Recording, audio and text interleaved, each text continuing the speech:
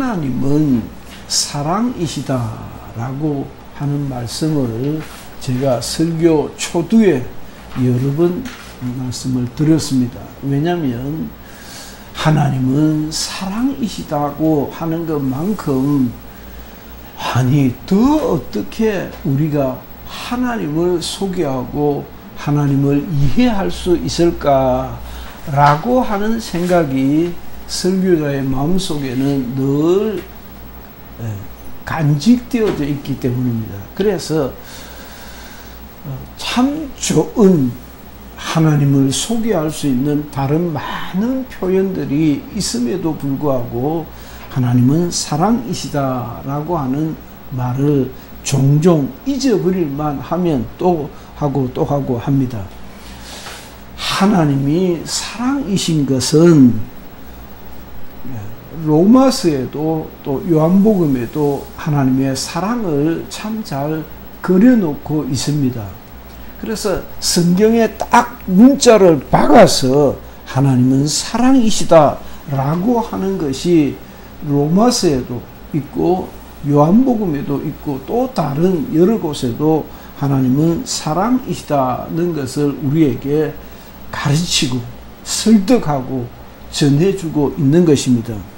전능하시고 전지하신 하나님이 우리를 사랑하셨기 때문에 우리를 사랑하셔서 우리가 우리 죄로 마땅히 죽어 당면한 것을 용서해 주시고 하나님은 사랑이시니까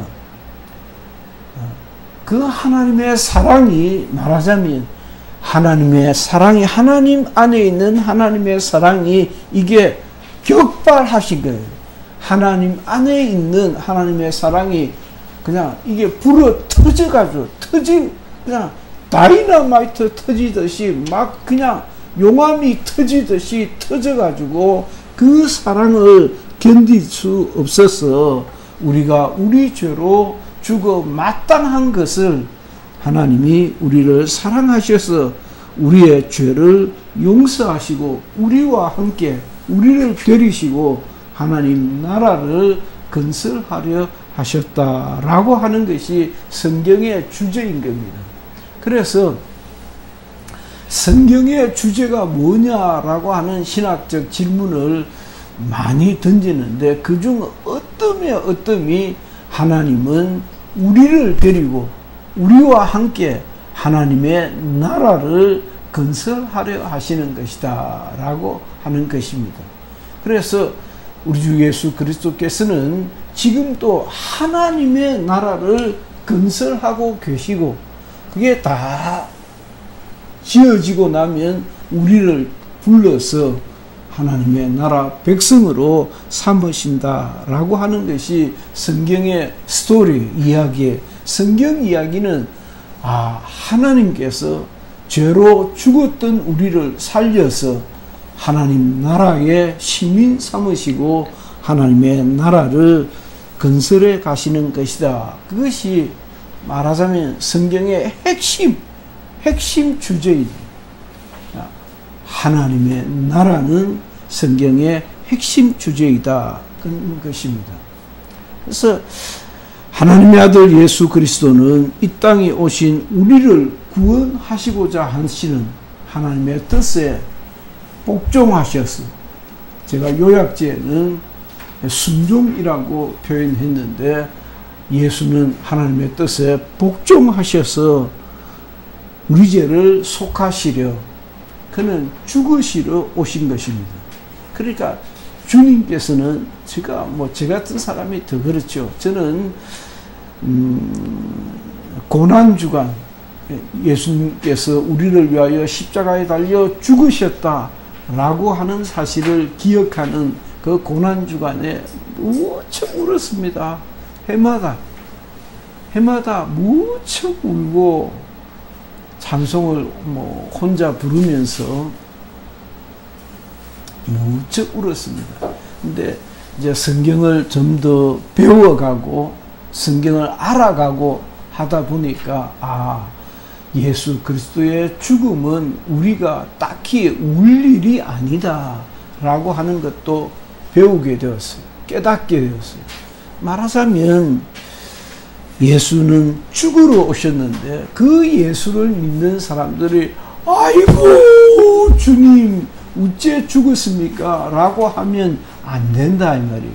예수님은 이 사람아 나는 너희들을 위하여 죽으러 온 것이다 라고 하는데 그 주님의 죽으심은 난 그 고등학교 때 생각이 참 자주 나는데 굉장히 참 옛날 시대 이야기죠.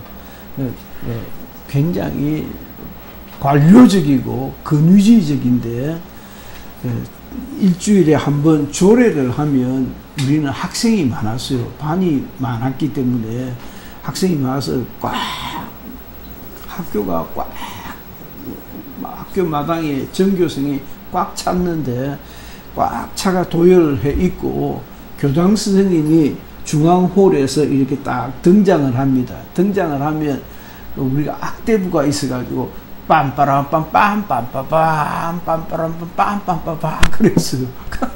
그때 왜 그런 짓을 했는지 모르겠어요. 하여튼 그때는 그것도 꽤 멋있게 들리더라고.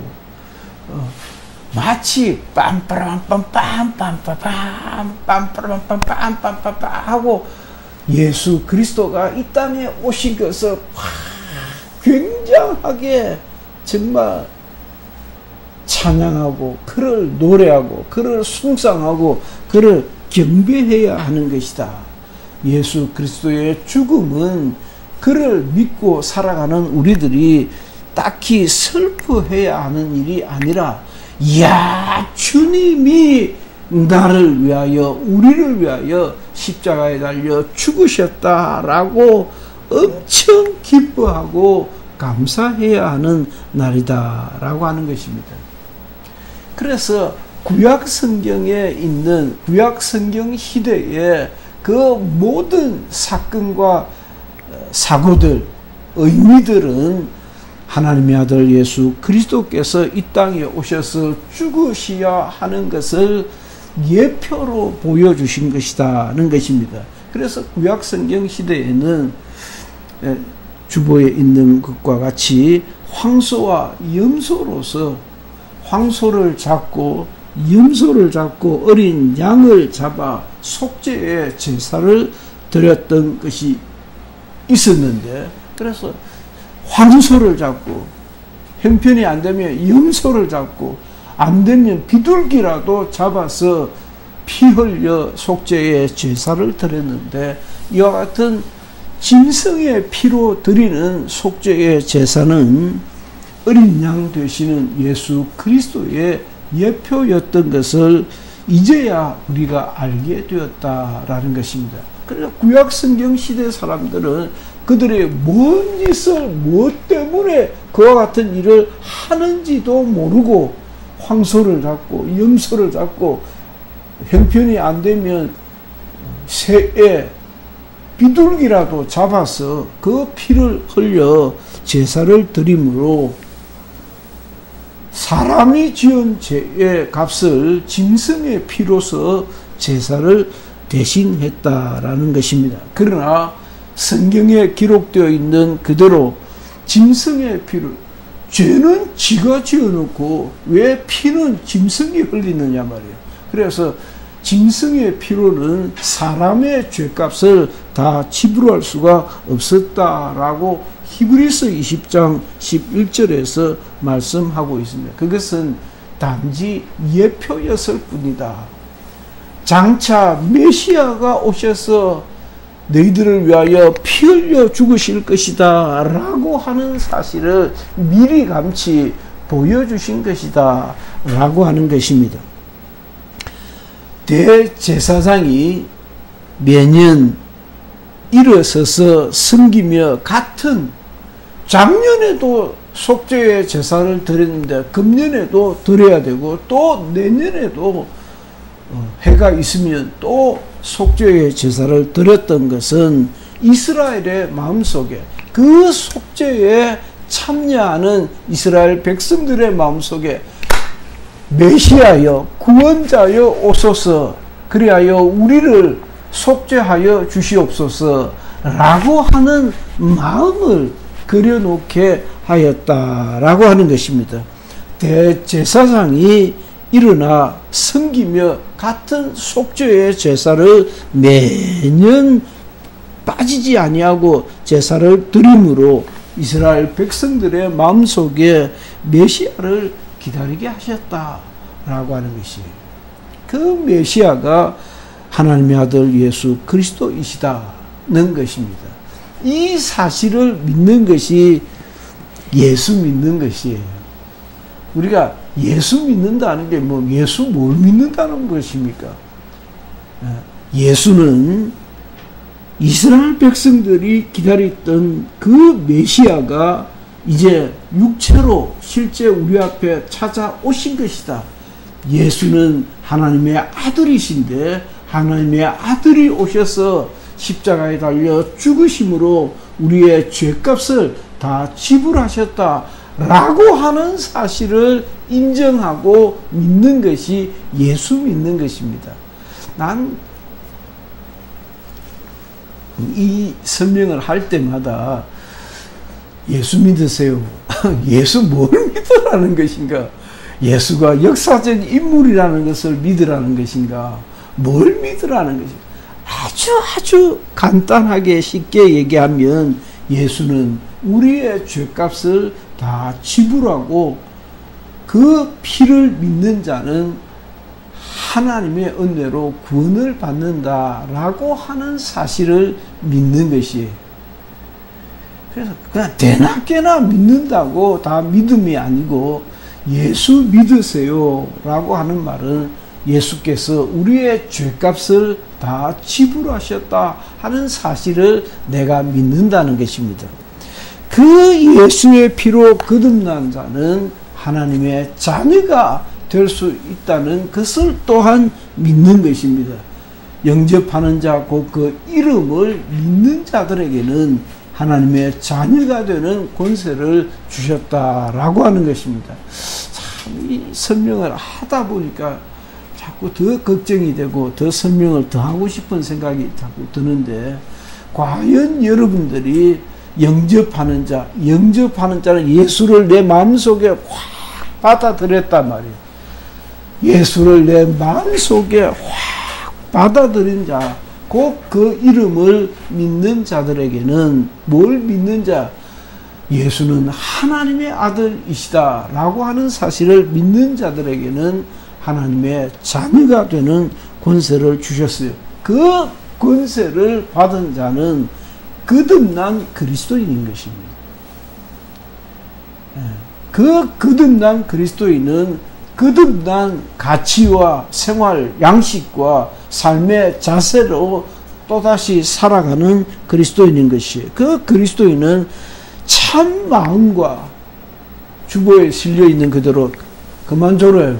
참 마음과 온전한 믿음으로 하나님께 나아가 예배하며 그 소망을 움직이지 아니하고 굳게 잡고 서로 돌아보아 사랑과 선행을 서로 격려하며 죽는 날까지 모이기를 피하지 아니하는 것이다 라고 하는 것입니다.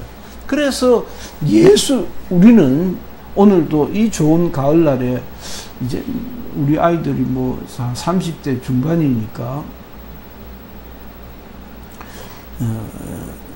제가 결혼하고 아주 애기들이 어릴 적에 우리 장모님이 종종 그런 말을 하시더라고요. 이때가 제일 좋을 때다고 하시더라고요. 애들한테 치여가지고 키우느라고 치여가지고 피곤한데 장모님 눈에는 그때가 제일 재밌을 때다라고 하시더라고요. 그래서 그 재밌던 시절이 다 지나고 나니까 이제는 뭐 어린이날이 되어도 무슨 쉬는 날이 되어도 어디 놀러 갈 때가 있나, 놀러 가고 싶은 생각도 안 나고. 근데 그때는 어쨌든지 아이들을 즐겁게 하기 위해서 놀궁리를 더 하거든. 그 놀궁리를 하니까 교회 아이들 다 데려가는 거예요. 교회 식구들도 같이 목사님 따라 또 같이 나서는 거예요. 하여튼 놀궁리를 자꾸 찾아가지고 교인들 데리고 같이 놀러 다녔어요. 같이 놀이공원도 늘 같이 다녔어요. 교회는 차가 또 큰 차가 있으니까. 승용차 몇 대 또 같이 어울려가지고 도시락 싸고 그냥 뭐 큰 돈 안 들이고 다녀올 수 있으니까. 그런데 그 그리스도인된 우리들에게는 바뀌어진 삶의 양식이 따로 있는 거예요. 그러니까 주일에 이 좋은 날에 산으로 들로 나가지 아니하고 이제 또 꾸역꾸역 교회로 모여서 예배하고, 그러니까 사랑과 선행을 서로 격려하고 하나님께 나아가 예배하고 소망을 움직이지 아니하고 소망이 흔들리지 아니하고 하늘에 대한 소망을 견고히 굳게 잡고 있고 죽는 날까지 모이기를 표하려 하는 사람들의 어떤 잘못된 습관과 같이 하지 아니하고, 뭐 어제도 교회 가더만 오늘 또 가나, 오늘 또 가지. 니는 첫날 만날 교회만 다니대. 나는 첫날 만날 교회만 다니지. 할렐루야. 그게 그렇다. 성경에 딱 박혀 있어요. 이게 우리의 삶이라고 성경에 딱 그냥 딱 찍어가 있어요. 참 그리스도인은 온 마음과 온전한 믿음으로 하나님께 나아가 예배하고 그 소망을 움직이지 아니하고 굳게 잡고 서로 돌아보아 사랑과 선행을 서로 격려하며. 야, 그러니까 제 친구들 제가 소개했죠. 한 장로님은 그분은 제 선배, 저보다 선배인데, 한 장로님은 장로님 아무개 형님은 어떻게 지내십니까? 저보다 형님이니까. 그분의 동생인데 저보다 형님이니까 이제 정년하고 우간다에 한 사람 5만원짜리 계좌로 몇백 명 먹으려고 미국에서 그 펀드 사업이라고 그러더라고요. 펀드 사업을 하고 있다고. 아주 재미난 모양이라고 그러네. 정년하고 놀만한데 정년하고 안 놀고 한 사람 5만 원이면 한 달 살아간다는 거예요.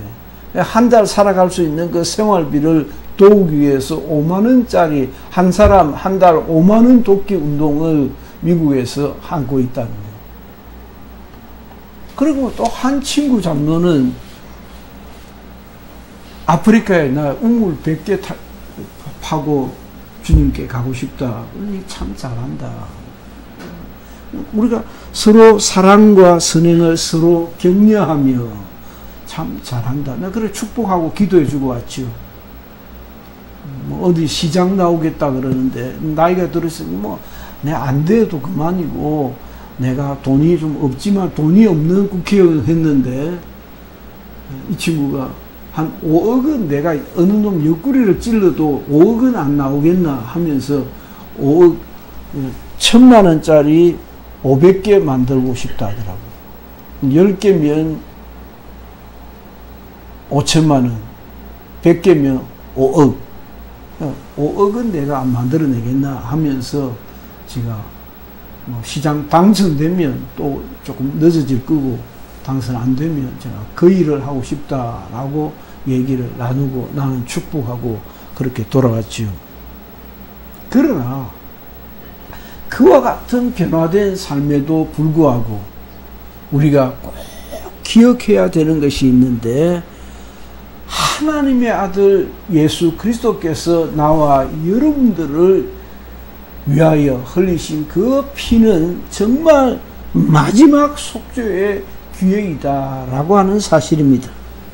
우리가 속죄 받은 후에 다시 하나님의 아들을 짓밟고 거룩한 약속의 피를 부정하고 성령을 욕되게 하면 하나님의 눈에 빠져들어갈지니 라고 했는데, 아니 어떤 놈이 예수 믿는다고 하면서 다시 하나님의 아들을 짓밟겠으며 하나님의 아들의 피를 부인할 수 있겠으며 성령을 욕되게 할 자가 누가 있겠느냐 말이에요. 아무도 그렇게 할 사람이 없어요. 그런데 그게 아니고 그렇게 하고 있단 말이에요. 너희들이 그렇게 하고 있다 이 말이에요.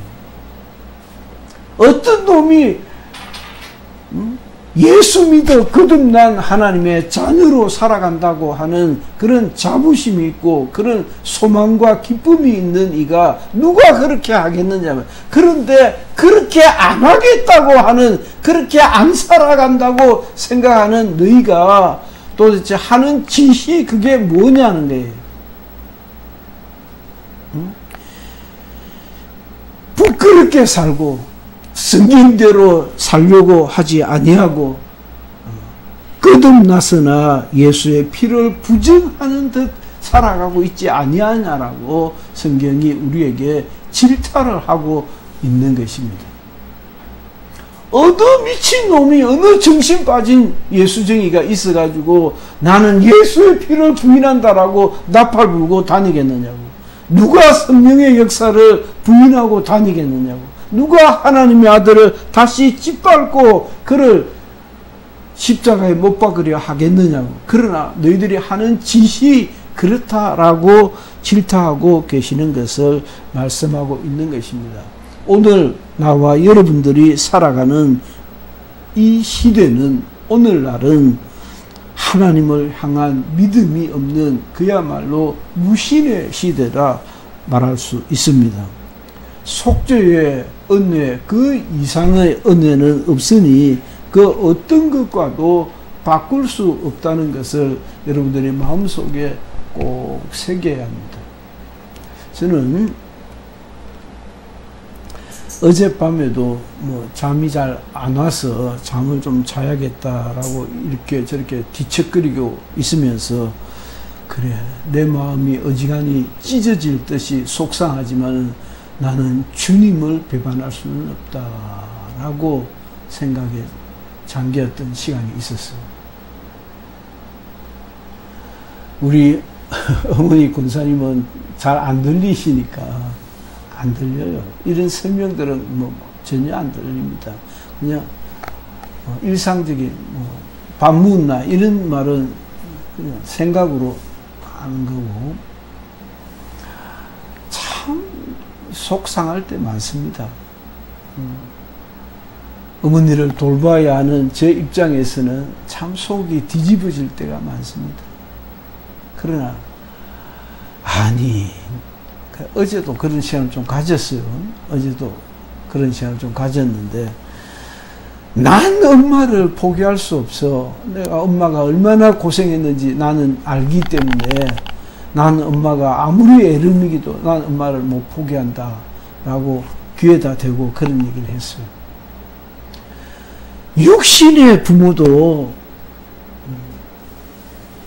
그 당신이 날 키울 때 얼마나 고생하셨는지 내가 기억하기 때문에 아무리 어렵게 날 힘들게 하고 나를 어렵게 해도 내가 당신을 포기할 수 없음 같이 내게 임했던 그 속죄의 간격이 너무너무 컸기 때문에 나는 주님을 포기할 수 없습니다.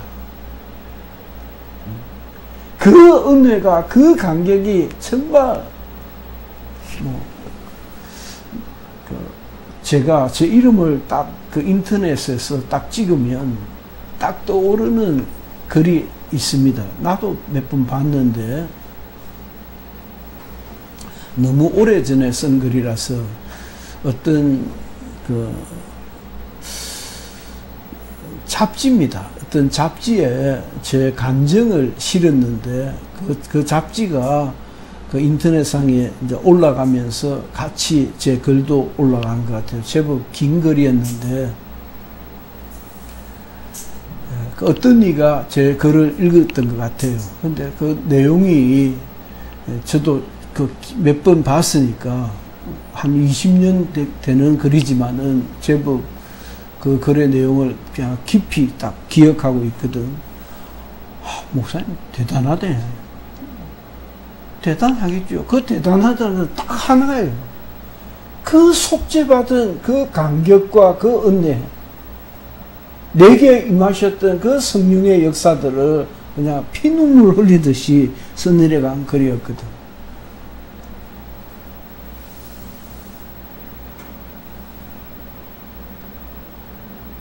구구절절 하나님께서 어떻게 내게 역사하셨든지, 내가 아무리 악하고 흉하고 부끄럽고 죄송스러울지라도 난 주님을 포기할 수 없습니다. 나는 내가 싫을지라도 내게 임하신 주님의 그 사랑을 나는 포기할 수 없습니다. 주님 나를 불쌍히 여기달라고. 그것이 오늘 여러분들에게 말씀드리고자 하는 것입니다. 여러분들의 마음속에, 여러분들의 심령에 속죄의 은혜를, 그 감격을 영원토록 이 세상 끝날 때까지 유지할 수 있기를 예수 이름으로 축원합니다. 예수 이름으로 축원하고 축원하고 축원합니다. 기도합시다.